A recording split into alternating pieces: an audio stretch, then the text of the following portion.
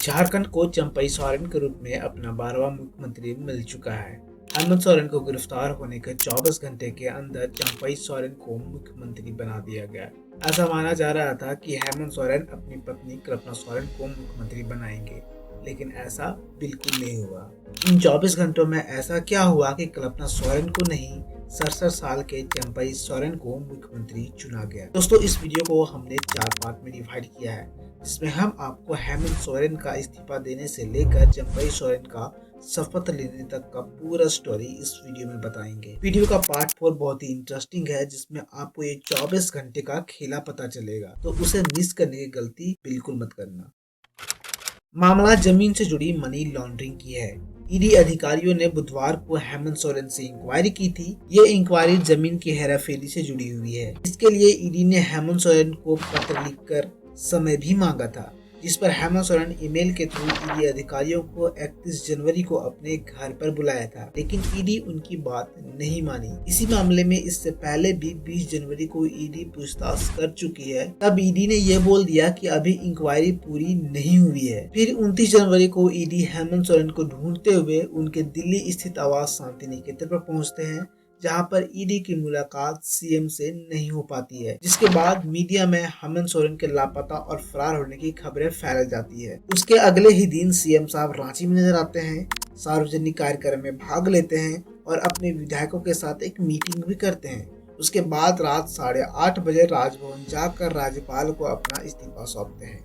JMM का मानना है कि हेमंत सोरेन पर ईडी की कार्रवाई केंद्र सरकार की एक बहुत बड़ी साजिश है। और मैं आपको बता दूं कि ईडी खनन घोटाले में भी मुख्यमंत्री हेमंत सोरेन से पूछताछ किया है और उनका बयान भी दर्ज करवाया है, जबकि इन मामलों में हेमंत सोरेन प्राथमिक अभियुक्त नहीं है। ऐसा माना जा रहा है कि अब हेमंत सोरेन खुलकर ईडी से कानूनी लड़ाई लड़ना चाहते हैं, इसलिए उन्होंने मुख्यमंत्री पद से इस्तीफा देने का निर्णय लिया। चंपई सोरेन के मुख्यमंत्री बनने की कहानी से पहले आपको ये जानना चाहिए कि हु इज चंपई सोरेन। चंपई सोरेन कौन है? तो चंपई सोरेन का जन्म 1 नवंबर 1956 को एक किसान परिवार में हुआ।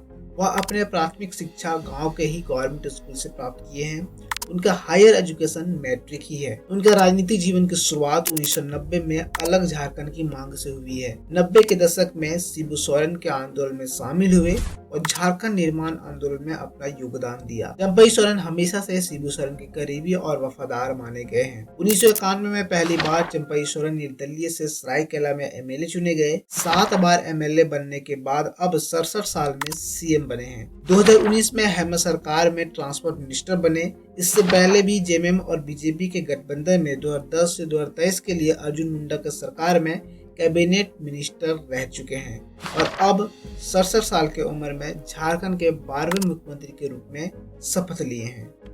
कयास लगाया जा रहा था कि हेमंत सोरेन की गिरफ्तारी के बाद उनकी पत्नी कल्पना सोरेन को मुख्यमंत्री बनाया जाएगा, लेकिन ठीक इसके विपरीत हुआ। गठबंधन ने अपना मुख्यमंत्री चंपई सोरेन को चुना। ऐसा माना जा रहा है कि कल्पना सोरेन को मुख्यमंत्री बनाए जाने पर हेमंत सोरेन की भाभी दुर्गा सोरेन नाराज थी। उनका मानना है कि वो विधायक भी नहीं है और मैं 3 बार से विधायक हूँ, तो मैं मुख्यमंत्री क्यों नहीं बन सकता। कौन बनेगा मुख्यमंत्री का मुद्दा गरमाने के बाद हेमंत सोरेन ने अपने विधायकों के साथ एक बैठक किया। बैठक में हेमंत सोरेन 2 व्हाइट पेपर लेकर गए थे, जिसमें से एक पर कल्पना सोरेन का नाम था और एक पर चंपई सोरेन का। इन दोनों में से किसी एक पेपर पर गठबंधन विधायकों को अपना उम्मीदवार चुनकर साइन करना था। इस पर मेजोरिटी साइन चंपई सोरेन के पेपर पर आया और इस तरीके से गठबंधन ने अपना मुख्यमंत्री चुना। गठबंधन द्वारा चंपई सोरेन को मुख्यमंत्री चुने जाने पर हेमंत सोरेन ने बधाई दिया। चंपई सोरेन पार्टी के लिए आदर्श हैं। हेमंत सोरेन भी कई बार चंपई सोरेन का पैर छूते हुए नजर आते हैं। अब वक्त आ गया है उस घड़ी का जिसके लिए आपने पूरा वीडियो देखा। तो पिछले 10 दिनों में अपने 2 राज्यों का सत्ता व सरकार बदलते हुए देखा होगा। एक हमारा पड़ोसी राज्य बिहार और दूसरा हमारा झारखंड। बीजेपी बिहार में विधायक खरीदो नीति से सत्ता पलटने में कामयाब हुई, बट अनफॉर्चुनेटली झारखंड में वो ऐसा नहीं कर पाई। अब समझिए इस 24 घंटे का खेला।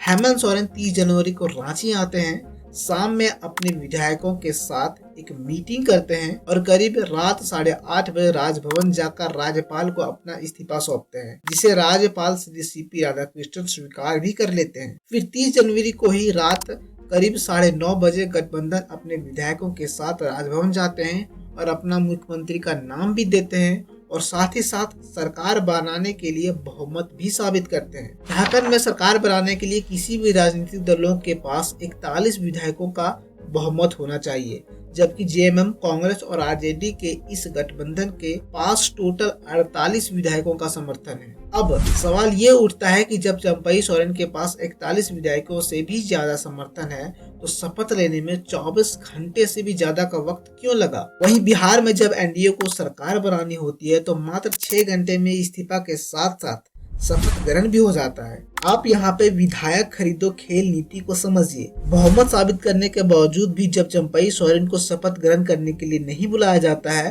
तो चंपई सोरेन राज्यपाल को 2 बार पत्र लिखते हैं और शपथ ग्रहण करने के लिए रिक्वेस्ट करते हैं। फाइनली 24 घंटे बीत जाने के बाद चंपई सोरेन को बुलावा आता है और उसके अगले ही दिन दोपहर में उन्हें मुख्यमंत्री पद के लिए राज्यपाल के द्वारा शपथ ग्रहण कराया जाता है। तो इस तरह से श्री चंपई सोरेन ऑफिशियली झारखंड के 12वें मुख्यमंत्री बनते हैं। ये वीडियो आपको कैसा लगा अपना राय कमेंट में जरूर लिखें।